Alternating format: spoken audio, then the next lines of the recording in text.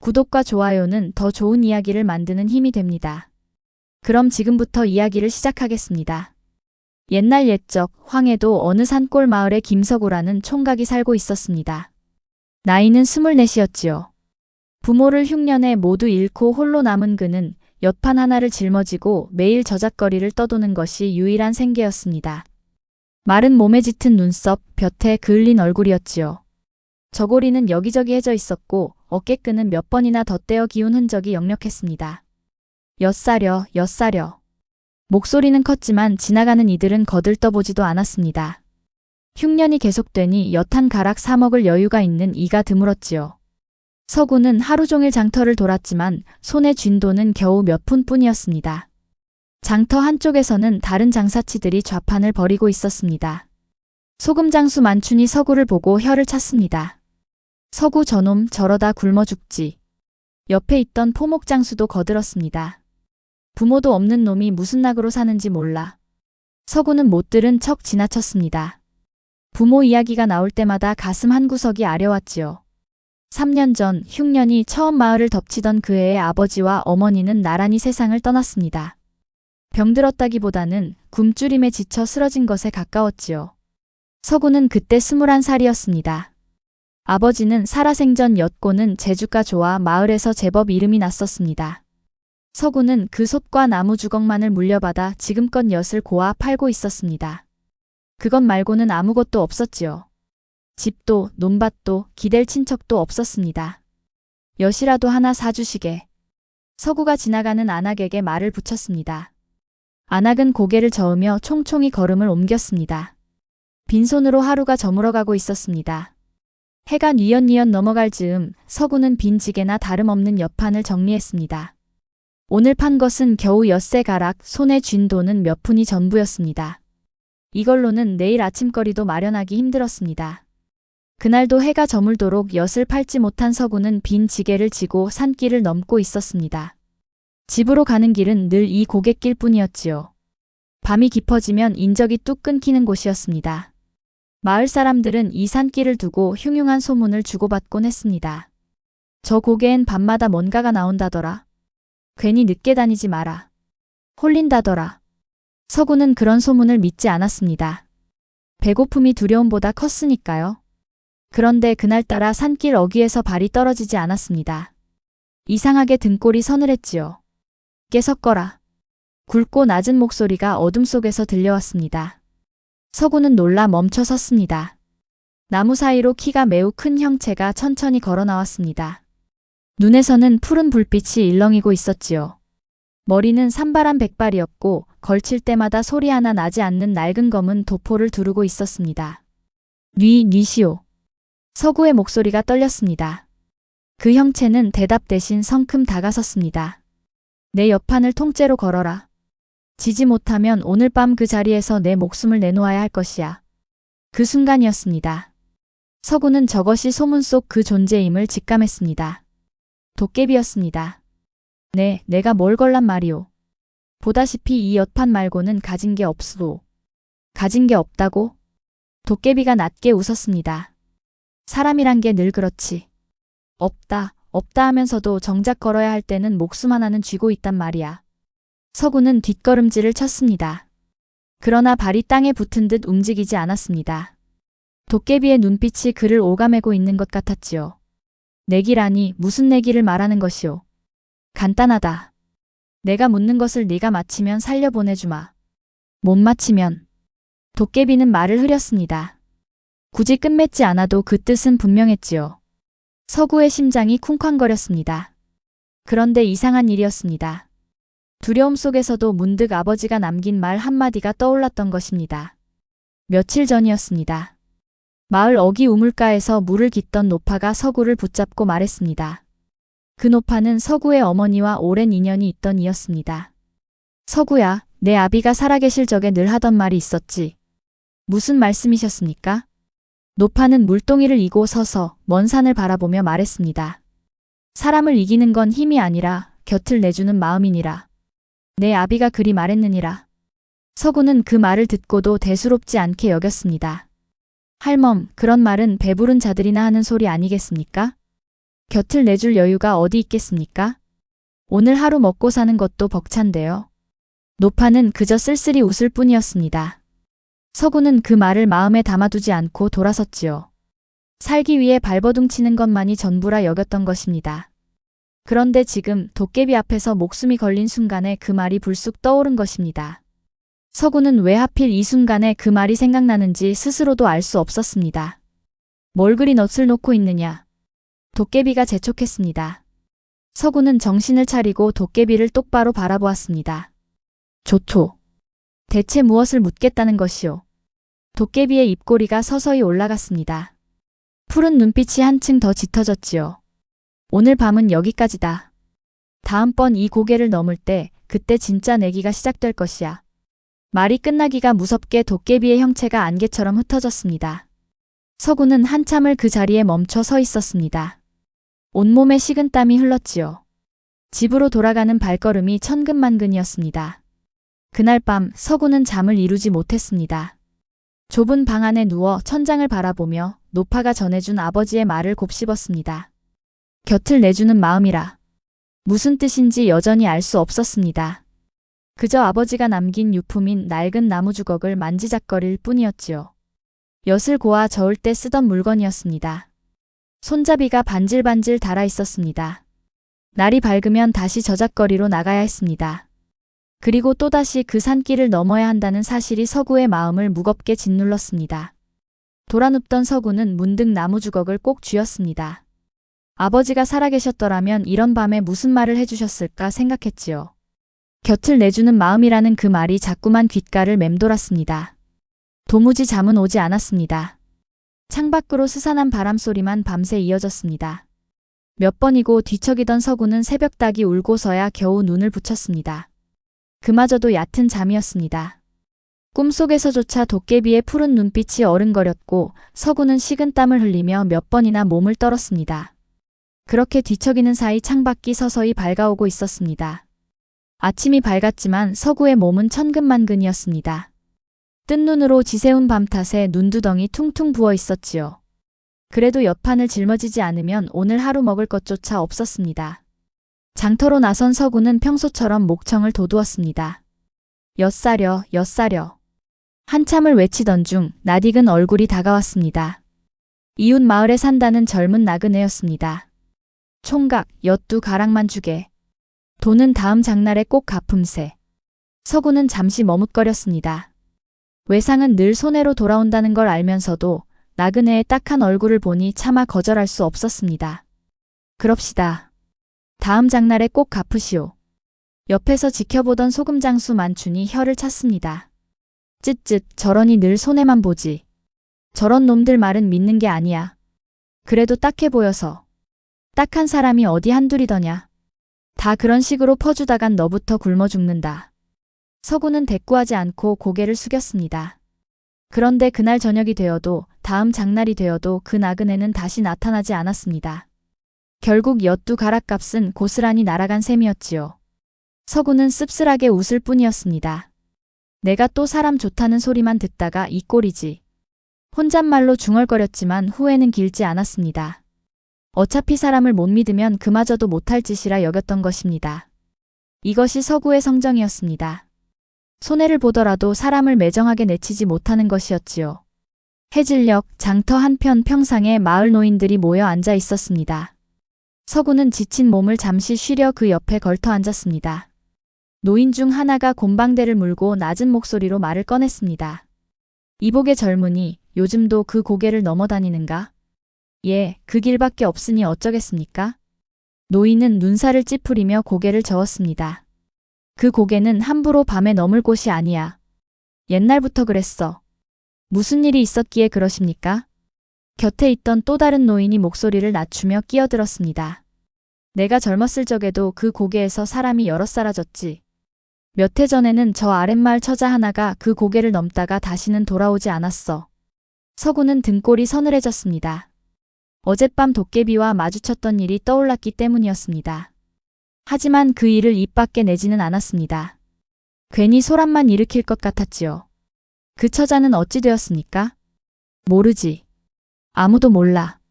그저 그날 이후로 감쪽같이 사라졌다는 것밖에는. 노인은 곰방대 연기를 길게 내뿜었습니다. 사람들 말로는 그 고개에 도깨비가 산다더군. 밤마다 나타나 사람을 홀린다고 말이야. 내기를 건다는 둥, 이상한 소리를 한다는 둥. 믿거나 말거나지만 서구는 침을 꿀꺽 삼켰습니다. 어젯밤 겪은 일이 결코 꿈이 아니었다는 확신이 들었습니다. 그 도깨비가 뭘 원한답니까? 노인은 어깨를 으쓱했습니다. 낸들 알겠는가? 하지만 한 가지는 확실해. 그 고개에서 살아 돌아온 사람은 늘 뭔가 달라져 있었다는군. 넛이 나갔거나 아니면. 노인은 말을 흐리며 먼 산을 바라보았습니다. 서구는 더 묻고 싶었지만 노인들은 이내 화제를 돌려 다른 이야기를 시작했습니다. 집으로 돌아가는 길, 서구는 마을 뒷산에 있는 부모님의 무덤에 잠시 들렀습니다. 봉부는 작고 초라했습니다. 제대로 된 비석 하나 세울 형편이 못 되었기에 그저 나무판 하나에 이름 석자만 새겨 세워두었을 뿐이었지요. 아버지, 어머니. 오늘도 별일 없이 지냈습니다. 서구는 무덤 앞에 쪼그려 앉아 잡초 몇 가닥을 뽑았습니다. 흉년이 들기 전 아버지는 마을에서 손꼽히는 엿장수였습니다. 가마솥 앞에서 엿을 고을 때면 온 마을에 달큰한 냄새가 퍼졌었지요. 그때만 해도 형편이 넉넉하진 않아도 굶는 일은 없었습니다. 그러나 흉년이 든 지 3년째 되던 해 곡식이 씨가 마르자 엿을 고을 재료조차 구하기 힘들어졌습니다. 아버지는 그해 겨울 마지막 남은 곡식을 이웃에게 나누어 주고는 정작 당신 몸을 돌보지 못했습니다. 어머니 역시 아버지를 간호하다 함께 몸이 상했지요. 그렇게 두 분은 한 계절 사이로 세상을 떠났습니다. 서구는 그때를 떠올리면 지금도 가슴이 먹먹해졌습니다. 부모님이 남긴 것이라고는 낡은 가마솥과 나무 주걱, 그리고 사람을 함부로 내치지 못하는 마음 하나뿐이었습니다. 어쩌면 낮에 나그네에게 외상을 내준 것도 아버지에게 물려받은 그 마음 때문이었는지 몰랐습니다. 아버지도 이랬겠지요.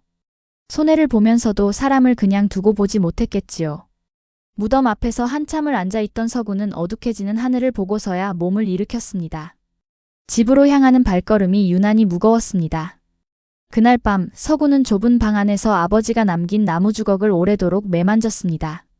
손잡이의 다른 결이 손끝에 익숙했지요. 아버지가 살아계셨다면 이런 밤 어떤 말을 해주셨을까 다시금 생각했습니다. 곁을 내주는 마음이라.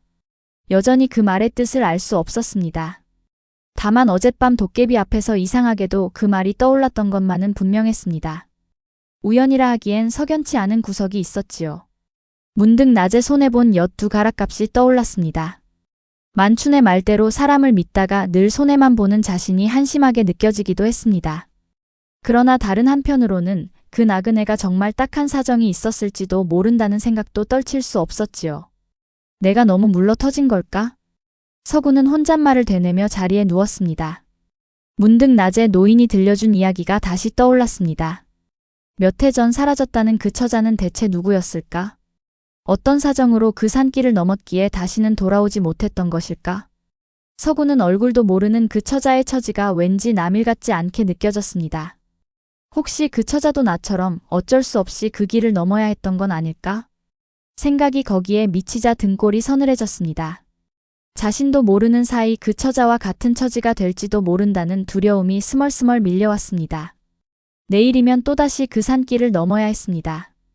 그리고 그 산길 너머에는 어젯밤 자신에게 내기를 걸었던 그 존재가 다시 기다리고 있을 것이었습니다. 바람소리가 스산하게 창문을 두드렸습니다. 서구는 뜬 눈으로 어둠을 응시하며 오래도록 잠들지 못했습니다. 두려움과 함께 알 수 없는 예감이 가슴 한구석을 짓눌렀습니다. 이 산길 너머에서 자신을 기다리고 있는 것이 단지 목숨을 건 내기만은 아닐지도 모른다는 예감이었습니다. 새벽이 가까워서야 서구는 겨우 눈을 붙였습니다. 짧은 잠 속에서도 꿈은 어지러웠습니다. 낯선 처자의 뒷모습이 어렴풋이 스쳐갔다가 이내 도깨비의 푸른 눈빛으로 바뀌곤 했습니다. 서구는 몇 번이나 몸을 뒤척이며 그 밤을 겨우 지새웠습니다. 동이틀 무렵에야 겨우 옅은 잠에 들었으나 이내 다시 눈을 떠야 했습니다. 오늘도 어김없이 그 산길을 넘어야 하는 하루가 기다리고 있었기 때문입니다. 서구는 무거운 몸을 일으켜 세수를 하고 다시 엿판을 짊어질 채비를 했습니다. 문 밖으로 나서는 발걸음이 어제보다 훨씬 무겁게 느껴졌습니다. 해가 저물 무렵 서구는 다시 그 산길 어귀에 다다랐습니다. 발걸음이 천근처럼 무거웠지요. 오늘 밤이면 도깨비가 말한 진짜 내기가 시작될 것이었습니다. 과연 얼마 걷지 않아 어둠 속에서 그 형체가 나타났습니다. 왔구나. 도깨비의 목소리가 낮게 울렸습니다. 서구는 애써 담담한 척했습니다. 오늘 밤 진짜 내기를 하겠다 하지 않았소. 그래, 오늘부터 시작이다. 도깨비는 천천히 다가서며 말을 이었습니다. 이 산길에서 사흘밤을 겨룬다. 매일 밤 내가 묻는 것에 답해야 하지. 3번 모두 답하면 살려보내주마. 만약 한 번이라도 못 맞히면 어찌 되는 것이오. 그 즉시 끝이다. 서구의 얼굴이 하얗게 질렸습니다. 그런데 총각 한 가지 더 알려주지. 도깨비의 눈빛이 한층 서늘해졌습니다. 이 내기를 피해 마을을 떠나거나 다시는 이 고개를 넘지 않겠다 도망친다면 어찌 될 것 같으냐. 서구는 침을 삼켰습니다. 그럴 리는. 모르는 척 마라. 사람이란 궁지에 몰리면 늘 도망칠 궁리부터 하는 법이니까. 도깨비가 낮게 웃으며 말을 이었습니다. 허나 소용없다. 나는 내가 어디로 가든 찾아낼 수 있다. 이 내기는 시작된 순간부터 너를 옭아매는 것이야.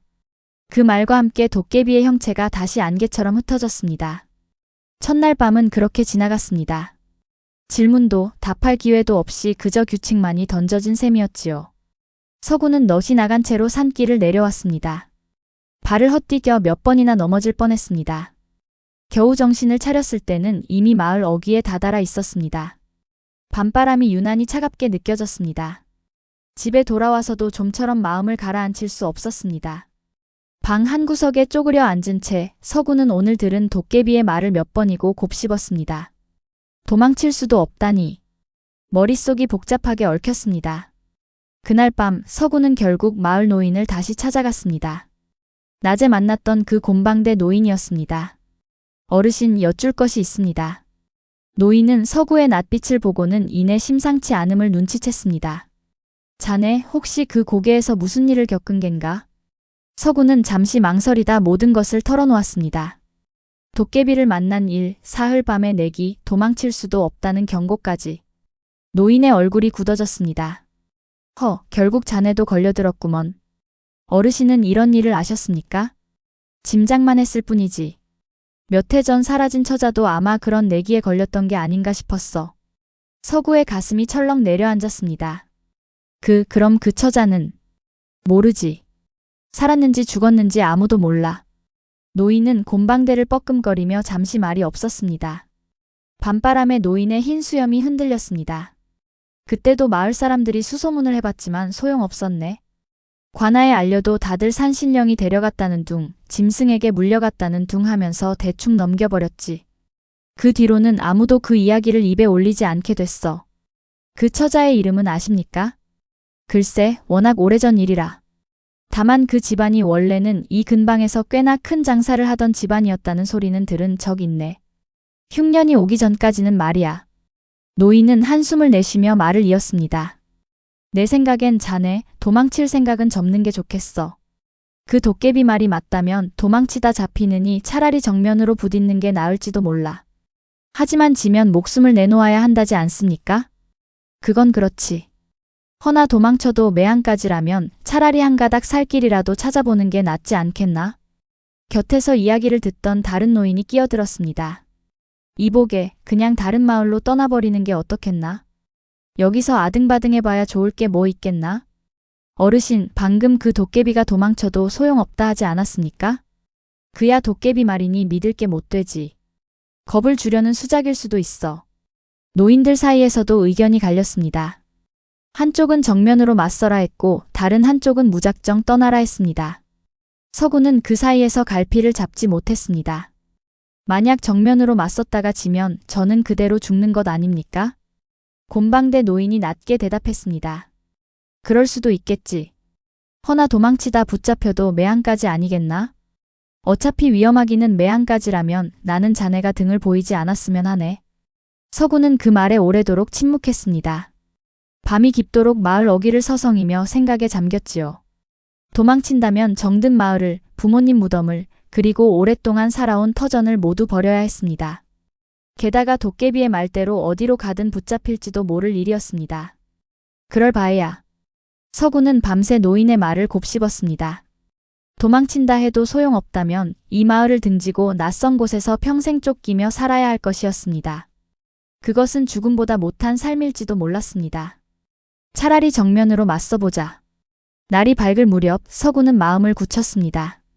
도망치지 않기로 이 내기를 끝까지 치러내기로 결심한 것입니다. 그것은 두려움을 이겨낸 결단이라기보다 달리 길이 없다는 것을 받아들인 각오에 가까웠습니다. 날이 밝자 서구는 다시 부모님 무덤을 찾았습니다. 작은 봉분 앞에 한참을 서 있다가 나지막이 말을 건넸습니다. 아버지, 어머니. 저 오늘 밤 도망치지 않기로 했습니다. 바람이 무덤과 잡초를 스치고 지나갔습니다. 대답이 있을 리 없었지만 서구는 마치 누군가 자신의 등을 두드려주는 듯한 기분이 들었습니다. 곁을 내주는 마음이라던 그 말이 다시금 떠올랐지요. 여전히 뜻은 알 수 없었지만 이상하게도 마음 한구석이 조금은 든든해졌습니다. 집으로 돌아온 서구는 아버지의 나무주걱을 품속에 챙겨 넣었습니다. 딱히 쓸모가 있을 것 같지는 않았지만 그것을 지니고 있으면 왠지 혼자가 아닌 것 같았습니다. 그날 저녁 서구는 평소보다 일찍 엿판을 정리하고 산길로 향했습니다. 도망치지 않겠다면 차라리 먼저 그 자리로 나아가겠다는 마음이었지요. 고갯길에 다다르자 이미 어둠이 짙게 깔려 있었습니다. 발걸음마다 낙엽 밟히는 소리가 유난히 크게 울렸습니다. 오늘은 제 발로 왔구나. 숲 사이에서 도깨비의 목소리가 들려왔습니다. 그런데 그 순간 서구는 도깨비 뒤편 어둠 속에서 무언가 언뜻 움직이는 것을 보았습니다. 사람의 형체 같기도 했습니다. 가녀린 그림자가 나무 그늘 사이로 스치듯 사라졌습니다. 방금 저건. 서구가 그쪽을 향해 시선을 돌리자 도깨비가 재빨리 그의 앞을 가로막았습니다. 딴 데 볼 것 없다.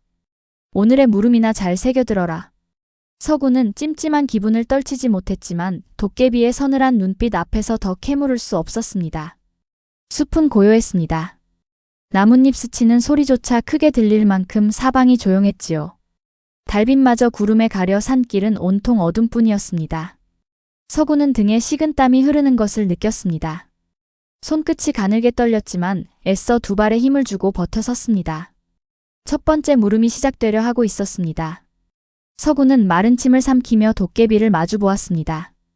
되돌릴 수 없는 걸음을 이미 내디딘 뒤였습니다. 도깨비가 천천히 입을 열었습니다. 첫 번째 물음이다. 이 산에서 가장 무거운 것이 무엇이냐? 서구는 머리를 굴렸습니다. 돌덩이인가 아니면 나무둥치인가? 쉽사리 답이 떠오르지 않았습니다. 그때 문득 어젯밤 노인이 들려준 말이 스쳤습니다. 사람이란 게 늘 그렇지. 없다, 없다 하면서도 정작 걸어야 할 때는 목숨 하나는 쥐고 있단 말이야. 서구는 조심스레 입을 열었습니다. 사람의 목숨이요. 그보다 무거운 것은 없을 것이요. 도깨비의 눈빛이 순간 흔들렸습니다. 그럴듯한 답이구나. 맞았소, 틀렸소? 맞았다. 도깨비는 짧게 대답하고는 안개처럼 사라졌습니다. 첫 번째 밤이 그렇게 지나갔습니다. 서구는 온몸에 힘이 풀려 그 자리에 주저앉을 뻔했습니다. 그런데 산길을 내려오던 중 나무 그늘 사이에서 인기척이 느껴졌습니다. 서구는 흠칫 놀라 걸음을 멈추었습니다. 거기 누구요? 대답 대신 낮은 숨소리만 들렸습니다. 서구가 조심스레 다가서자 어둠 속에서 한 처자가 모습을 드러냈습니다. 색바랜 삼배 치마 저고리를 입고 있었지요. 갸름한 얼굴의 낯빛은 창백했지만 눈빛만은 형형하게 빛나고 있었습니다. 놀라게 해서 미안해요. 처자의 목소리는 조용하면서도 또렷했습니다. 당신은 수옥이라 해요. 서구는 그제야 지난밤 도깨비 뒤편에서 언뜻 보았던 그림자가 바로 이 처자였음을 깨달았습니다. 혹시 몇 해 전 이 산길에서 사라졌다는. 수옥은 씁쓸하게 웃었습니다. 맞아요. 그게 저예요. 그럼 지금까지 어떻게? 길게 설명할 시간은 없어요. 도깨비가 곧 눈치챌 거예요. 수옥은 주위를 살피며 낮은 목소리로 말을 이었습니다. 저는 그의 보물을 지키는 처지가 됐어요. 벗어날 수도 완전히 사람으로 돌아갈 수도 없는 몸이지요. 다만 이 산속 사정은 누구보다 잘 알아요. 그럼 저를 도와줄 수 있단 말이오? 조금은요. 하지만 함부로 나서면 저도 당신도 위험해져요. 서구는 다급하게 물었습니다. 그 도깨비는 대체 무엇이오? 왜 이런 내기를 거는 것이오? 수옥은 잠시 침묵하다가 입을 열었습니다. 저도 정확히는 몰라요. 다만 오래도록 이 산을 떠돌며 무언가를 기다리는 것 같았어요. 그저 사람을 해치려는 것만은 아닌 듯 했지요. 기다린다니 무엇을 말이오? 그건 저도 모르겠어요. 수옥은 고개를 저으며 말했습니다. 다만 한 가지는 말해줄 수 있어요. 그는 규칙에 무척 집착해요. 한번 정한 규칙은 스스로도 어기지 못하지요. 그러니 물음에 정직하게 그리고 논리적으로 답한다면 길이 있을 거예요. 서구는 그 말을 마음에 새겼습니다. 고맙소. 이런 이야기를 해줘서. 수옥은 옅게 웃었습니다. 저도 이유는 모르겠지만 당신을 보니 그냥 지나칠 수가 없었어요. 곁에 아무도 없이 혼자 맞서는 게 안쓰러워서였을까요? 그 말에 서구는 가슴 한구석이 뭉클해졌습니다. 곁을 내주는 마음. 아버지가 남긴 그 말이 다시 떠올랐습니다. 이만 가야 해요. 곧 그가 돌아올 거예요. 수옥은 그렇게 말하다가 문득 손목에 걸고 있던 낡은 놀이개를 만지작거렸습니다. 색이 다 바랬지만 자세히 보면 작은 문양이 새겨져 있었습니다. 이걸 가져가요. 수옥이 놀이개를 풀어 서구에게 내밀었습니다. 이게 무엇이요? 저도 잘은 몰라요. 다만 이걸 지니고 있으면 이상하게 마음이 든든했어요. 아주 오래전부터 제게 있던 물건이에요. 서구는 얼떨결에 그것을 받아들었습니다. 손끝에 닿는 감촉이 묘하게 따뜻했습니다. 이런 걸 받아도 되는 것이요? 당신에게 더 필요할 것 같아서요. 수옥은 그렇게 말하고는 서둘러 어둠 속으로 사라졌습니다. 서구는 한참을 그 자리에 서서 그녀가 사라진 방향을 바라보았습니다. 이튿날 밤 서구는 다시 산길로 향했습니다. 어제와는 달리 마음이 한결 든든했습니다. 혼자가 아니라는 사실 하나만으로도 두려움이 조금은 옅어진 듯 했지요. 오늘의 물음이다. 도깨비가 말했습니다. 이 산에서 가장 빠른 것이 무엇이냐? 서구는 이번에도 신중히 생각했습니다. 바람인가, 짐승의 발인가? 그때 문득 어젯밤 수옥의 말이 떠올랐습니다. 정직하고 논리적으로 답하라는 조언이었지요. 사람의 마음이요. 몸은 이 자리에 있어도 마음은 눈 깜짝할 새 고향 집까지 다녀올 수 있으니 말이요. 도깨비는 한동안 말이 없었습니다. 이윽고 짧게 대답했습니다. 맞았다. 두 번째 밤도 그렇게 지나갔습니다. 산길을 내려오는 서구의 발걸음이 처음보다 한결 가벼워져 있었습니다. 이튿날 서구는 여느 때처럼 장터로 나갔습니다. 그런데 이상하게도 예전보다 발걸음에 힘이 붙어 있었습니다. 품속에 넣어둔 놀이개 때문인지 아니면 두 번의 물음을 넘긴 자신감 때문인지 알 수 없었지요. 오늘은 얼굴이 좀 펴졌구나. 만춘이 지나가며 한마디 던졌습니다. 뭐 좋은 일이라도 있는 게냐? 서구는 어색하게 웃으며 얼버무렸습니다. 별일 아닙니다. 차마 도깨비 이야기를 꺼낼 수는 없었습니다. 괜히 소문이 퍼지면 곤란한 일이 생길 것 같았지요. 그날은 엿도 평소보다 조금 더 팔렸습니다. 지친 기색이 덜해서인지 손님들도 서구에게 말을 더 붙였습니다. 총각, 요즘 표정이 밝아 보이는구먼. 낯익은 안하기 엿을 사며 말을 건넸습니다. 서구는 그 말에 문득 수옥의 얼굴이 떠올랐습니다. 낯선 처자였지만 어쩐지 마음 한구석이 자꾸만 그녀에게로 향했습니다. 해가 저물자 서구는 다시 산길로 향했습니다. 오늘이 세 번째 밤 마지막 물음이 기다리고 있었습니다. 산길에 다다르자 도깨비가 이미 기다리고 있었습니다. 오늘따라 그 눈빛이 더욱 매섭게 느껴졌습니다. 오늘이 마지막이다. 도깨비가 말했습니다. 이 세상에서 가장 많은 것이 무엇이냐? 헤아릴 수 없을 만큼 많은 건 말이다. 서구는 이번에는 쉽사리 답이 떠오르지 않았습니다. 별인가, 모래알인가? 머릿속이 하얘졌습니다. 그때 문득 품속의 놀이개가 손끝에 닿았습니다. 수옥의 얼굴이 떠올랐고 동시에 그녀가 해준 말이 떠올랐습니다. 정직하고 논리적으로 답하라는 말이었지요. 가장 많은 것이라. 헤아릴 수 없는 것. 서구는 곰곰이 생각하다 조심스레 입을 열었습니다. 사람의 걱정이요. 부자든 가난한 이든 걱정 없는 사람은 없으니 말이요. 그 수는 헤아릴 수조차 없을 것이요. 도깨비는 한참 동안 아무 말이 없었습니다. 마치 그 답을 곱씹는 듯한 침묵이었지요. 이윽고 낮게 대답했습니다. 맞았다. 세 번째 물음까지 무사히 넘겼습니다. 그러나 도깨비는 예상과 달리 순순히 물러나지 않았습니다. 사흘밤의 내기는 끝났다만 아직 완전히 끝난 것은 아니다. 그게 무슨 말이오? 세 번을 다 마치면 살려주기로 하지 않았소. 목숨은 살려주마. 허나 진짜 내기는 이제부터 시작이다. 도깨비의 눈빛이 한층 더 서늘해졌습니다. 네가 계속 이 산을 넘나드는 한 나는 계속해서 너를 시험할 것이다. 그리고 언젠가는 반드시 네가 답하지 못할 물음을 던질 것이야. 말을 마친 도깨비는 짙은 어둠 속으로 서서히 자취를 감추었습니다.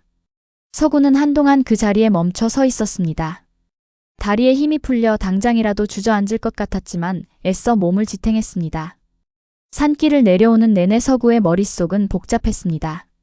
세 번의 물음을 넘겼다는 안도감도 잠시, 언젠가 반드시 답하지 못할 물음이 온다는 도깨비의 말이 마음을 무겁게 짓눌렀습니다.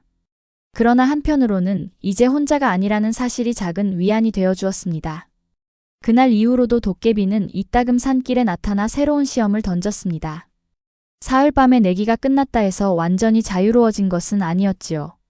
어느 날 밤은 이런 물음이었습니다. 이 자루 안에 든 콩이 몇 알인지 세어보아라. 어림으로 되되 틀리면 그날 밤이 마지막이 될 것이야. 도깨비가 불쑥 내민 것은 묵직한 3배자루였습니다. 서구는 당황했습니다. 콩알을 일일이 세는 것은 불가능해 보였지요. 그러나 문득 어릴 적부터 지녀온 습관이 떠올랐습니다. 아버지 곁에서 엿을 고을 때마다 눈대중으로 재료의 양을 가늠하던 버릇이었습니다. 서구는 자루를 이리저리 흔들어 보고 손으로 무게를 가늠했습니다. 그러고는 자루 한 줌을 덜어내어 낱개로 세었습니다.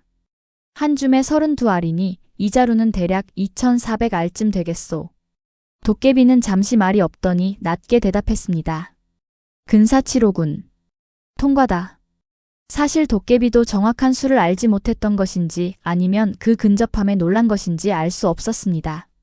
다만 서구는 그 순간 자신의 손끝 셈 재주가 생각보다 쓸모 있다는 것을 처음으로 깨달았습니다. 또 다른 밤에는 이런 시험도 있었습니다. 저 고갯마루까지 몇 걸음이면 닿겠느냐. 이번에도 서구는 눈대중과 평소 걸음폭을 가늠해 답했고 도깨비는 별다른 말 없이 고개를 끄덕였습니다. 날이 갈수록 서구는 이 기이한 시험들에 조금씩 익숙해져 갔습니다. 두려움이 완전히 사라진 것은 아니었지만 적어도 얼어붙어 아무것도 못하던 처음과는 달라져 있었지요. 한 번은 도깨비가 마을 어귀 우물가로 그를 불러낸 적도 있었습니다. 인적이 뜸한 야심한 밤이었습니다. 이 우물에 몇 두레박을 부어야 넘치겠느냐. 서구는 우물의 깊이와 둘레를 눈짐작으로 가늠했습니다. 두레박 하나에 담기는 물의 양도 평소 물을 기르며 익힌 감각이 있었지요. 두레박으로 50번쯤이면 넘칠 것이오. 도깨비는 말없이 고개를 끄덕였습니다. 정확한 숫자였는지는 알 수 없었지만 적어도 트집을 잡지는 않았습니다. 또 한 번은 저작거리 가까운 언덕 위로 불려가기도 했습니다. 낮 동안 사람들이 오가던 곳이었지만 밤이 되면 인기척 하나 없이 고요했습니다. 저 아래 마을에 등불이 몇 개나 켜져 있는지 헤아려 보아라. 서구는 언덕 아래를 내려다보며 하나하나 등불을 세었습니다. 어림잡아 숫자를 말하자 도깨비는 이번에도 별다른 트집 없이 물러났습니다. 이런 시험들을 거듭 넘기면서 서구는 자신에게 남다른 감각이 있다는 것을 점점 확신하게 되었습니다. 예전에는 대수롭지 않게 여기던 재주였습니다. 그저 가난한 살림에 몸에 밴 습관일 뿐이라 여겼지요. 그러나 이제는 그것이 자신을 지켜주는 무기가 되고 있음을 깨달았습니다. 그 사이 서구는 몇 차례 더 수옥과 마주칠 수 있었습니다. 도깨비가 자리를 비운 짧은 틈을 타 나누는 대화였지만 그 시간이 서구에게는 하루 중 가장 기다려지는 순간이 되어 있었습니다. 오늘은 콩알 세는 시험을 넘겼소. 서구가 상기된 얼굴로 말하자 수옥이 옅게 웃었습니다. 당신에게 그런 재주가 있는 줄 몰랐어요. 나도 몰랐소. 그저 아버지 곁에서 어깨너머로 배운 것뿐인데. 두 사람은 잠시 말없이 마주 보았습니다. 어색하면서도 따뜻한 침묵이었습니다. 수옥, 혹 이 굴레에서 벗어날 방법이 정말 없는 것이요? 서구가 조심스레 물었습니다. 수옥의 표정이 살짝 어두워졌습니다. 모르겠어요. 다만 수옥은 잠시 망설이다가 목소리를 낮추었습니다. 그가 정한 규칙 중에 이런 것이 있어요. 그가 낸 물음에 3번 연속으로 그 스스로도 답을 모르는 것을 되묻는다면 규칙상 그는 답할 의무가 생겨요. 그리고 자신이 답하지 못하면 어찌 돼요? 규칙이 깨진다고 들었어요. 아주 오래전에 그런 이야기를 스치듯 들은 적이 있어요. 서구의 눈이 커졌습니다. 그렇다면 그것으로 이 모든 걸 끝낼 수 있단 말이오? 확실치 않아요. 하지만 시도해볼 가치는 있을 것 같아요. 그날 밤 서구는 오랜만에 희망을 품었습니다. 만약 정말로 그 방법이 통한다면 수옥도 자신도 이 굴레에서 벗어날 수 있을 것이었습니다. 집으로 돌아가는 발걸음이 그 어느 때보다 가벼웠습니다. 밤새 잠을 이루지 못한 채 서구는 내일 밤 도깨비에게 어떤 식으로 물음을 던질지 몇 번이고 되뇌었습니다. 자칫 서투르게 물었다가는 오히려 의심을 살 것 같았습니다. 최대한 자연스럽게 그러면서도 핵심을 찌르는 물음이어야 했습니다. 다음 날 밤 서구는 수옥이 일러준 대로 도깨비에게 거꾸로 물음을 던져보기로 마음먹었습니다. 산길에서 도깨비를 마주하자 서구는 용기를 내어 입을 열었습니다. 오늘은 내가 하나 묻고 싶소. 당신은 대체 무엇을 기다리고 있는 것이오? 도깨비의 눈빛이 순간 크게 흔들렸습니다. 마치 혀를 찔린 듯한 반응이었습니다. 그것은 네가 알 바 아니다. 답하지 못하는 것이오? 서구는 조심스레 다시 물었습니다. 도깨비의 형체가 순간 흐릿하게 일렁였습니다. 마치 무언가에 동요하는 듯 했지요. 되고 있다. 서구의 가슴이 뛰었습니다. 정말로 수옥의 말대로 되어가는 듯 보였습니다. 그러나 바로 그 순간 도깨비의 눈빛이 무섭게 변했습니다. 네가 감히. 도깨비의 목소리가 산 전체를 울릴 듯 커졌습니다. 누가 내게 그런 것을 일러주었느냐. 서구는 순간 아차 싶었습니다. 함부로 대답할 수 없었습니다. 온몸이 얼음처럼 굳었습니다. 이대로라면 수옥이 위험해질 것이 분명했습니다. 그건 나 혼자 짐작한 것이오. 서구는 다급히 둘러댔습니다. 그러나 도깨비는 이미 확신에 찬 눈빛이었습니다. 거짓을 말하는구나. 네, 그런 얕은 꾀는 통하지 않는다. 도깨비의 형체가 순식간에 커지며 사방이 어두워졌습니다. 마치 산 전체가 그의 노기로 뒤덮이는 듯 했습니다. 서구는 다리가 후들거렸지만 애써 버티고 서서 소리쳤습니다. 수옥은 그저 지나가는 말로 예시하기를 들려주었을 뿐이오. 그녀를 탓하지 마시오. 내 따위가 감히 나를 속이려 드느냐. 도깨비의 목소리가 더욱 사나워졌습니다. 서구는 순간 자신이 저지른 일이 얼마나 위험한 것이었는지 깨달았습니다. 겨우 넘겨온 시험들이 결국 수옥을 위험에 빠뜨리는 결과로 이어지고 만 것이었습니다. 오늘 밤은 이만 물러나겠다. 허나 이 일을 그냥 넘어가지는 않을 것이야. 도깨비는 그 말을 남기고 짙은 어둠 속으로 사라졌습니다. 서구는 그 자리에 힘없이 주저앉았습니다. 방금 전까지 품었던 희망이 순식간에 무너져 내린 듯한 기분이었습니다. 내가 괜한 짓을 한 것인가? 수옥을 도우려던 마음이 오히려 그녀를 더 큰 위험으로 몰아넣은 것은 아닐까? 서구는 산길을 내려오는 내내 그 생각을 떨칠 수 없었습니다. 방금까지의 가벼웠던 발걸음은 온데간데 없이 다시금 무거운 불안이 어깨를 짓눌렀습니다. 별빛조차 없는 캄캄한 밤길을 걸으며 서구는 수옥의 안위만을 걱정했습니다. 집에 도착해서도 좀처럼 잠들 수 없었습니다. 자신 때문에 그녀가 더 큰 벌을 받게 되는 것은 아닐지 밤새 그 생각만이 머릿속을 떠나지 않았습니다. 다음 날 서구는 초조한 마음으로 저잣거리에 나섰습니다. 그런데 심상치 않은 분위기가 감돌았습니다. 사람들이 자신을 보는 눈빛이 어딘가 달라져 있었습니다. 저 총각 요즘 좀 이상하지 않아? 밤마다 그 고개를 넘어다닌다며. 거기 뭐가 있는지 안다던데. 수군거리는 소리가 서구의 귀에도 들려왔습니다. 만춘이 다가와 낮은 목소리로 물었습니다.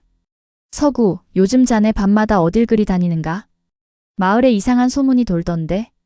무슨 소문 말이오? 자네가 요물과 어울려 다닌다고들 하더군. 사람들이 자네를 꺼림칙하게 여기기 시작했어. 서구는 가슴이 철렁했습니다. 도깨비가 이런 식으로 나올 줄은 예상치 못했던 것입니다. 사람을 직접 해치는 대신 소문을 퍼뜨려 그를 마을에서 고립시키려는 수작이었습니다. 내 약점을 정확히 노렸구나. 서구는 뒤늦게 깨달았습니다. 도깨비는 처음부터 그의 정직함과 사람을 믿는 성정을 눈여겨보고 있었던 것입니다. 그 마음이 수옥과의 정으로 이어졌다는 것을 알아채고는 이제 그 관계를 끊어놓으려는 것이었지요. 그날 이후로 손님이 눈에 띄게 줄었습니다. 예전에는 그래도 몇몇은 엿을 사가곤 했는데 이제는 아예 발걸음을 돌리는 이들이 많았습니다. 서구가 지나가면 슬그머니 자리를 피하는 사람도 있었습니다. 저 사람 조심해. 밤마다 산속 요물이랑 어울린다잖아. 들으라는 듯 수군거리는 소리에 서구는 고개를 숙일 수밖에 없었습니다. 억울했지만 딱히 해명할 방법도 없었습니다. 사실이 아니라 말해봐야 오히려 의심만 키울 뿐이었지요. 하루는 예전에 낯익게 지내던 안악이 아이의 손을 잡고 지나가다 서구를 보고는 황급히 아이를 반대편으로 이끌었습니다. 얘야, 저쪽으로 가자. 저 사람 곁에는 가까이 가지 마라. 아이는 영문도 모른 채 어머니 손에 이끌려갔습니다. 그 뒷모습을 바라보던 서구의 가슴이 무너져 내렸습니다. 불과 며칠 전만 해도 그 아이에게 엿 한 가락을 건네며 웃음을 나눴던 사이였습니다. 포목전 주인마저도 서구가 지나갈 때면 문을 슬며시 닫아 걸었습니다. 예전 같으면 지나가는 말이라도 건네던 사이였건만 이제는 눈길조차 마주치려 하지 않았습니다. 곤방대 노인마저도 예전만큼 살갑게 대하지 않았습니다. 어르신, 요즘 왜 저를 피하십니까? 이보게, 나도 자네를 믿고 싶네만. 마을 인심이 흉흉해지니 나도 조심스러운 게지. 노인은 미안한 기색을 보이면서도 끝내 곁을 내주지 않았습니다. 서구는 그 누구에게도 온전히 기댈 수 없는 처지가 되어가고 있었습니다. 그날 밤 서구는 답답한 마음을 안고 산길로 향했습니다. 수옥이라도 만나 사정을 알고 싶었습니다. 그러나 아무리 기다려도 그녀는 나타나지 않았습니다. 도깨비만이 홀로 그를 기다리고 있었습니다. 수옥은 어디 있어? 서구가 다급히 물었습니다. 도깨비는 싸늘한 눈빛으로 그를 내려다보았습니다. 네가 상관할 바 아니다. 그녀에게 무슨 짓을 한 것이오? 내 것을 내 마음대로 다루는데 내게 허락을 구할 이유가 있느냐? 도깨비의 목소리에는 조금의 흔들림도 없었습니다. 그녀는 이제 다시는 너를 만날 수 없을 것이다. 내 뜻을 거스른 대가지. 서구는 그 자리에 얼어붙었습니다. 온몸에 피가 싸늘하게 식는 듯 했습니다. 그런 말도 안 되는. 그녀는 그저 옛 이야기를 들려주었을 뿐이지 않소. 규칙을 흔드는 것은 그 어떤 것이라도 용납할 수 없다. 도깨비의 형체가 한층 커지며 사방을 압도했습니다. 그리고 내게도 마지막 시험을 내리겠다. 이래 뒤 보름달이 뜨는 밤, 네가 내는 답이 틀리면 너는 목숨을 잃을 것이고 수옥은 영영 사람으로 돌아올 길이 사라질 것이다. 그게 무슨. 이것이 내가 내리는 최후의 시험이다. 준비하는 것이 좋을 것이야. 이래 뒤라니 대체 무엇을 묻겠다는 것이오. 최소한 그것이라도 알려주시오.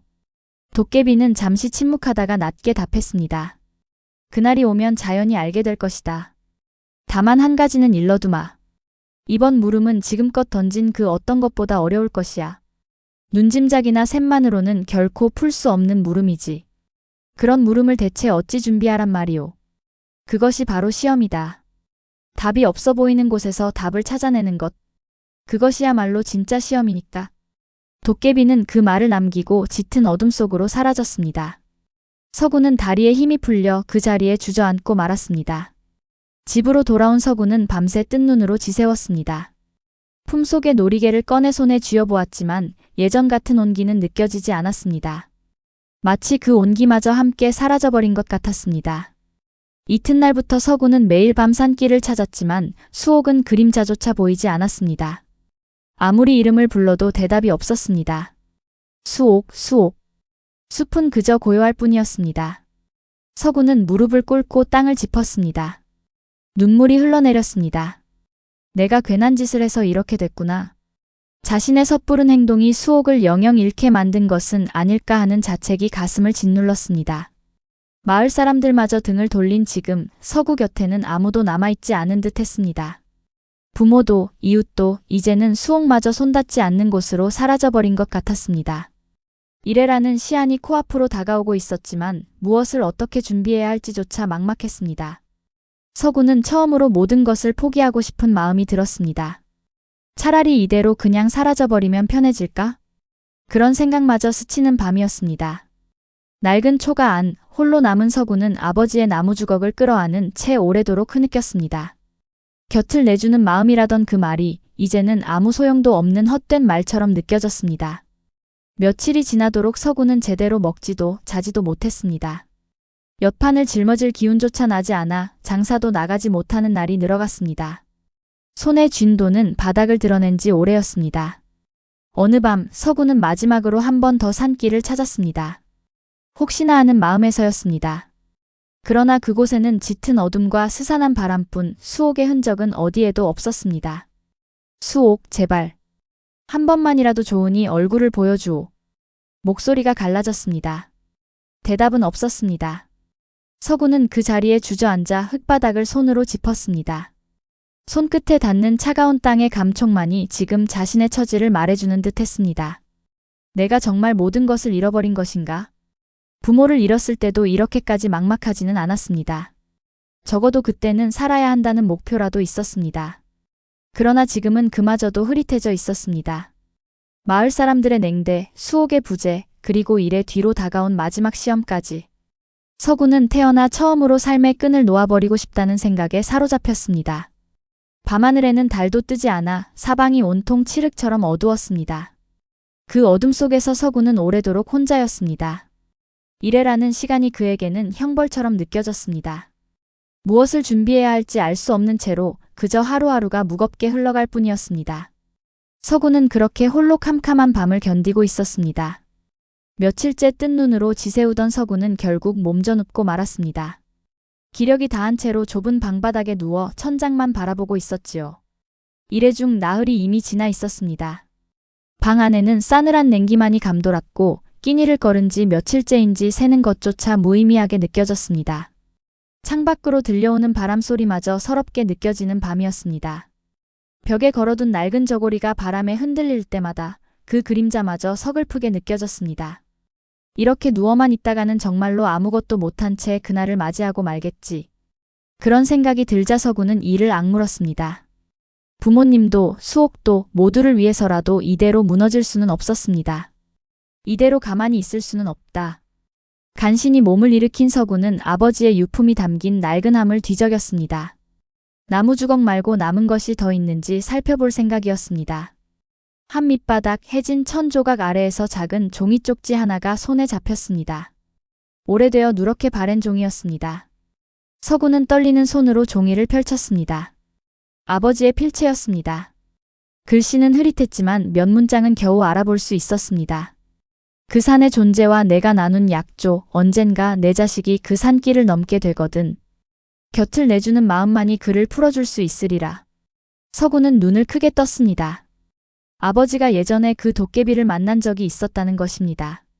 그렇다면 지금 이 모든 일이 결코 우연이 아니었던 셈이었습니다. 다음 날 서구는 힘겹게 몸을 일으켜 곤방대 노인을 다시 찾아갔습니다. 노인은 여전히 조심스러운 기색이었지만 서구의 초췌한 얼굴을 보고는 마음이 흔들린 듯 했습니다. 어르신, 여쭐 것이 있습니다. 예전에 제 아버지에 대해 아시는 것이 있으십니까? 자네 아버지라면 그러고 보니 젊었을 적 한동안 그 산길 근처에서 밤늦도록 서성이곤 했었지. 그때는 다들 이상하게 여겼었어. 노인은 기억을 더듬으며 말을 이었습니다. 한 번은 자네 아버지가 몹시 초췌한 얼굴로 마을로 내려온 적이 있었네. 무슨 일이 있었냐 물어도 그저 웃기만 했지. 다만 그날 이후로 다시는 그 산길 근처에 발을 들이지 않더군. 혹시 그때 무언가를 걸고 내기를 했다거나 그런 이야기는 들으신 적 없으십니까? 노인의 눈이 커졌습니다. 그러고 보니 자네 아버지가 딱 한 번 취기에 이런 말을 흘린 적이 있었네. 그 산의 것과 내가 약조를 나눴다. 언젠가 내 핏줄이 그 값을 치를지도 모른다고 말이야. 그때는 그저 술주정으로 여겨 흘려들었는데. 서구는 가슴이 먹먹해졌습니다. 아버지가 남긴 그 짧은 문장이 지금 자신이 겪고 있는 모든 일의 뿌리였던 것입니다. 집으로 돌아온 서구는 종이 쪽지를 다시 꺼내 들었습니다. 몇 번이고 곱씹어 읽었습니다. 곁을 내주는 마음만이 그를 풀어줄 수 있으리라. 그제야 조금씩 실마리가 풀리는 듯 했습니다. 도깨비가 원하는 것은 애초에 사람을 해치는 것이 아니었습니다. 그렇다면 대체 무엇을 원하는 것일까? 서구는 밤새 그 물음에 매달렸습니다. 문득 지난날 도깨비에게 던졌던 질문이 떠올랐습니다. 당신은 대체 무엇을 기다리고 있는 것이오?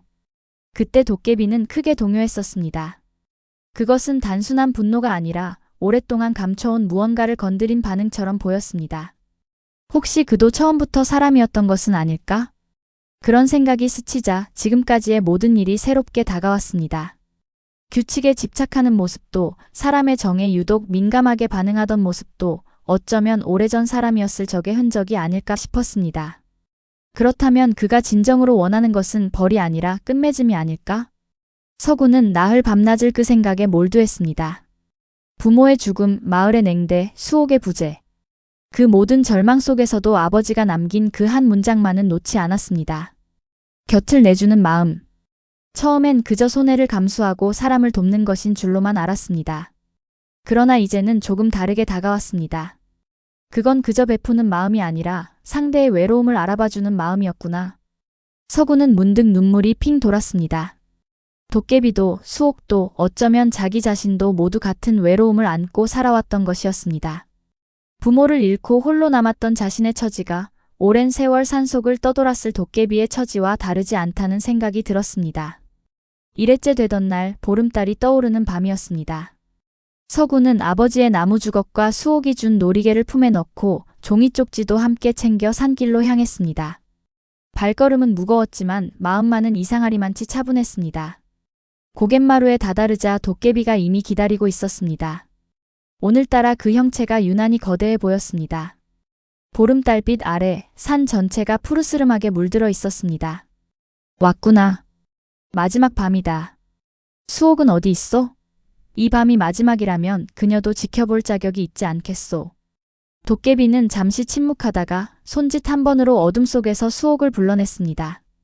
수옥은 창백한 얼굴로 나타났지만 서구를 보자 눈빛이 흔들렸습니다. 서구씨.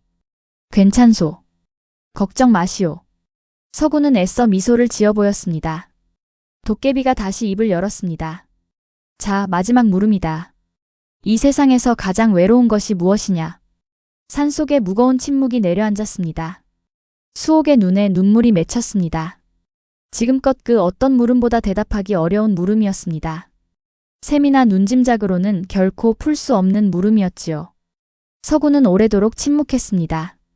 그러다 품속에서 아버지의 나무 주걱을 꺼내 도깨비 앞에 내밀었습니다. 이것이 무엇인 줄 아시오?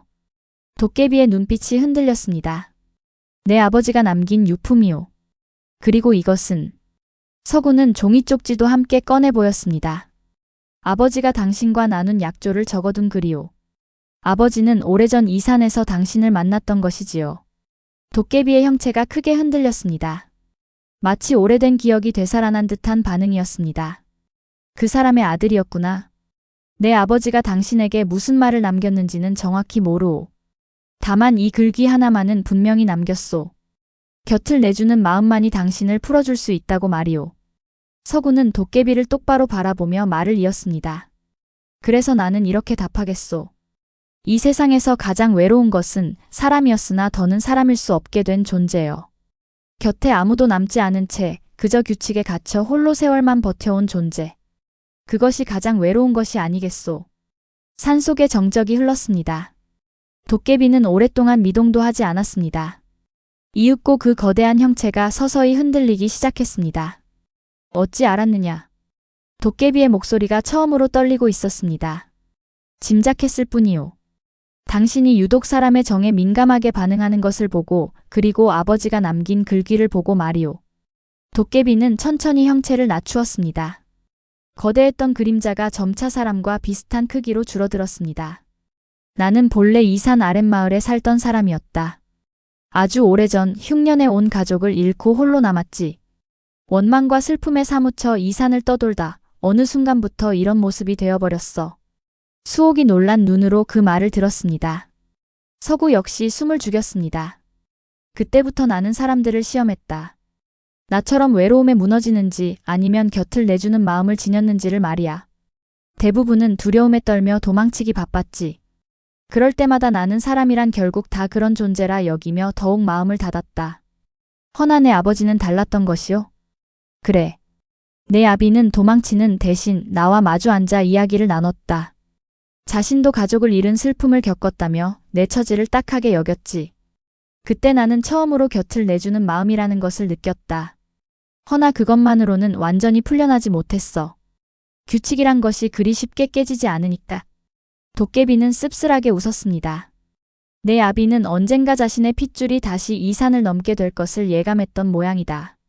그리고 그 아이가 진심으로 곁을 내준다면 그때는 내가 완전히 풀려날 수 있을 것이라 했지. 그래서 나를 시험한 것이오. 그래. 미안하게 됐다. 허나 나로서도 확인해야 했다. 네가 진심으로 그런 마음을 지녔는지를 말이야. 도깨비는 수옥을 바라보았습니다. 수옥, 너에게도 미안하다. 오래도록 곁에 두었던 것은 나 역시 외로움을 견디기 힘들어서였다. 이제는 너를 풀어주마. 그 순간 수옥의 몸을 감싸고 있던 희미한 기운이 서서히 거쳐나갔습니다. 창백했던 낯빛에 서서히 혈색이 돌아오기 시작했습니다. 오랜 세월 그녀를 올가매고 있던 서늘한 기운이 봄눈처럼 녹아내리고 있었습니다. 정말인가요? 수옥이 떨리는 목소리로 물었습니다. 도깨비는 고개를 끄덕였습니다. 이제 너는 완전한 사람이다.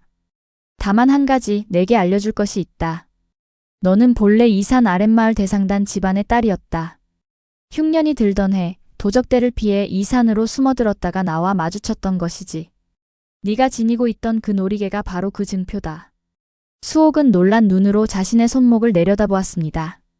놀이개는 이미 서구의 품속에 있었지만 그 문양만큼은 선명하게 기억하고 있었습니다. 도깨비의 형체가 점점 옅어지기 시작했습니다. 이제 나도 이만 쉬어야 할 것 같구나. 오랜 세월 짊어졌던 원망과 외로움을 이제야 내려놓을 수 있을 것 같다. 당신은 어찌 되는 것이오? 서구가 물었습니다. 도깨비는 옅게 웃었습니다. 처음 보는 편안한 미소였습니다. 본래 있어야 할 곳으로 돌아가는 것뿐이다. 두려워할 것 없다. 오히려 내게 고마울 따름이야. 도깨비는 마지막으로 나무 주걱을 한참 바라보았습니다. 내 아비가 남긴 이 물건, 그리고 네가 보여준 마음. 덕분에 나는 오랜 굴레에서 벗어날 수 있게 되었다. 그 답례로 이 산속에 내가 오랜 세월 모아둔 것을 내게 남기마. 말이 끝남과 동시에 산기슭 한쪽 바위 아래에서 은은한 빛이 새어나왔습니다. 그 아래에는 오래도록 감춰져 있던 금은 보화가 가득했습니다. 이것으로 내 삶을, 그리고 수옥의 삶을 다시 일으키거라. 도깨비의 형체는 점점 더 옅어지더니 이윽고 보름달빛 속으로 스며들 듯 사라졌습니다. 산속에는 오직 고요한 달빛과 두 사람만이 남아 있었습니다. 서구와 수옥은 한참을 말없이 서로를 바라보았습니다. 마침내 서구가 입을 열었습니다. 수옥, 이제 정말 자유로워진 것이오? 수옥은 눈물을 글썽이며 고개를 끄덕였습니다. 네, 당신 덕분이에요. 내 덕이 아니라 당신이 있었기에 여기까지 올 수 있었소. 당신이 준 놀이개가 아니었다면 나는 진작 포기했을 것이오. 수옥은 고개를 저었습니다. 아니에요. 그 밤 당신이 저를 두고도 도망치지 않고 끝까지 맞서준 것이 없었다면 저는 영영 이 산 속에 갇혀 있었을 거예요. 이건 온전히 당신의 마음이 이뤄낸 일이에요. 두 사람은 서로의 손을 꼭 맞잡았습니다. 오랜 세월의 고단함이 그 손끝에서 서서히 녹아내리는 듯 했습니다. 두 사람은 함께 산길을 내려왔습니다. 동이 트기 시작한 하늘이 붉게 물들어 있었습니다. 마을 어귀에 다다르자 이른 아침부터 우물가에 나와 있던 안악들이 두 사람을 보고 눈을 크게 떴습니다. 저건 서구 총각 아닌가? 그런데 옆에 있는 처자는? 소문은 삽시간에 온 마을로 퍼졌습니다. 서구가 산속 요물과 어울린다던 흉흉한 소문은 이제 전혀 다른 이야기로 바뀌어 마을을 떠돌기 시작했습니다. 곤방대 노인이 지팡이를 짚고 황급히 달려나왔습니다. 서구, 자네 무사했구먼. 대체 그간 무슨 일이 있었던 겐가? 서구는 그간의 일을 간략히 들려주었습니다. 도깨비와의 내기, 아버지의 옛 약조, 그리고 마침내 풀려난 수옥에 관한 이야기였습니다. 노인은 놀란 얼굴로 이야기를 다 듣고는 깊이 고개를 숙였습니다. 내 자네를 의심했던 것이 부끄럽구먼. 정말 미안하네. 아닙니다, 어르신. 다들 두려워서 그러셨던 것을 압니다. 만춘을 비롯한 다른 장사치들도 하나둘 모여들어 서구와 수옥을 반겼습니다. 얼마 전까지만 해도 그를 꺼리던 이들이었지만 진심 어린 얼굴로 축하의 말을 건넸습니다. 저런 큰일을 겪고도 일이 멀쩡한 걸 보니 역시 자네는 남다른 데가 있었어. 진작 자네를 믿어줬어야 했는데 말이야. 서구는 지난 며칠간의 냉대를 굳이 마음에 담아두지 않았습니다. 두려움 속에서 사람들이 그리 행동한 것도 이해할 수 있었기 때문입니다. 그날 이후 서구는 도깨비가 남긴 보물로 작은 엿가게를 열었습니다. 정직한 재료와 손끝의 샘 재주로 만든 엿은 입소문을 타고 널리 퍼져나갔습니다. 몇 해 지나지 않아 서구의 가게는 인근에서 손꼽히는 큰 상단으로 성장했습니다. 예전처럼 헐벗은 지게를 지고 다니던 모습은 이제 어디에도 남아있지 않았습니다. 수옥은 자신이 본래 대상단 집안의 딸이었다는 사실이 밝혀지며 잃어버렸던 옛 인연들과도 다시 이어질 수 있었습니다. 수소문 끝에 먼 친척뻘 되는 어른을 찾아낼 수 있었는데 그는 수옥의 놀이개를 보자마자 눈물을 글썽였습니다. 이 문양은 틀림없네. 자네가 그때 사라졌던 그 댁 따님이 맞아. 다들 흉년통에 목숨을 잃은 줄로만 알고 있었는데 수옥은 그 말을 듣고 오래도록 흐느꼈습니다. 잃어버렸던 뿌리를 되찾은 기쁨과 그동안 홀로 견뎌온 세월의 서러움이 한꺼번에 밀려온 것이었습니다. 그녀는 뛰어난 안목으로 서구의 장사를 도우며 함께 상단을 일구어 갔습니다. 이듬해 봄, 두 사람은 마을 사람들의 축복 속에서 혼인을 올렸습니다. 한때 서구를 꺼리던 마을 사람들도 이제는 그를 진심으로 반기고 있었습니다. 혼인식 날 마을 어귀에는 오랜만에 웃음소리가 넘쳐났습니다. 곤방대 노인은 눈물을 훔치며 두 사람의 손을 맞잡아 주었습니다. 이런 경사스러운 날을 보게 되다니 오래 산 보람이 있구먼. 만춘도 그날만큼은 진심으로 축하의 말을 건넸습니다. 서구, 자네가 일이 잘 될 줄은 정말 몰랐네. 앞으로도 잘 지내시게. 홀례상에는 마을 사람들이 저마다 정성껏 마련한 음식이 올라왔습니다.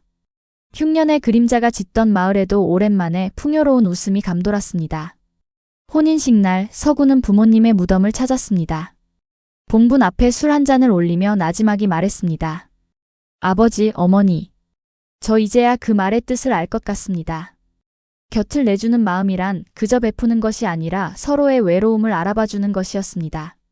바람이 부드럽게 무덤가를 스치고 지나갔습니다. 서구는 오래도록 그 자리에 서서 저물어가는 하늘을 바라보았습니다. 세월이 흘러 서구와 수옥의 상단은 인근에서 모르는 이가 없을 만큼 번창했습니다. 그러나 두 사람은 결코 처음의 마음을 잊지 않았습니다. 흉년이 들면 가장 먼저 곳간을 열어 이웃을 도왔고 어려운 처지의 장돌뱅이를 만나면 외면하지 않고 손을 내밀었습니다. 한 번은 예전의 서구처럼 외상을 부탁하는 젊은 장사치가 찾아온 적이 있었습니다. 상단의 일꾼들은 미심쩍은 눈으로 그를 돌려보내려 했지만 서구가 나서서 말렸습니다. 그냥 보내지 말게. 사정이 있어 보이지 않는가? 주인 어른, 저런 이들은 대개 돈을 갚지 않습니다. 갚지 않으면 또 어떤가? 예전에 나도 저런 처지였던 적이 있었네. 일꾼들은 고개를 갸웃했지만 서구의 뜻을 따랐습니다. 훗날 그 장사치는 정말로 빚을 갚으러 찾아왔고 이후로도 오랫동안 서구의 상단과 좋은 인연을 이어갔습니다.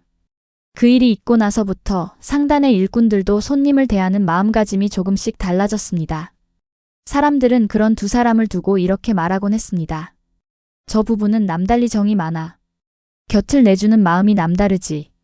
그 말을 들을 때마다 서구와 수옥은 서로를 바라보며 조용히 미소 지었습니다. 오래전 산속에서 나누었던 그 밤의 약속을 두 사람은 평생 가슴에 새기며 살아갔습니다. 세월이 흐르고 두 사람 사이에 아이들이 태어났습니다. 서구는 아이들에게 늘 아버지의 나무 주걱을 보여주며 그날의 이야기를 들려주었습니다. 이 주걱이 우리 집안을 살린 물건이란다. 그리고 이것이 알려준 건 곁을 내주는 마음 하나였지. 아이들은 그 이야기를 들을 때마다 눈을 반짝이며 귀를 기울였습니다. 손끝으로 낡은 나무 주걱을 조심스레 만져보며 그 옛날 산속에서 있었던 일을 상상하곤 했습니다. 그렇게 그 이야기는 대를 이어 전해지며 마을 사람들 사이에서도 오래도록 회자되었습니다.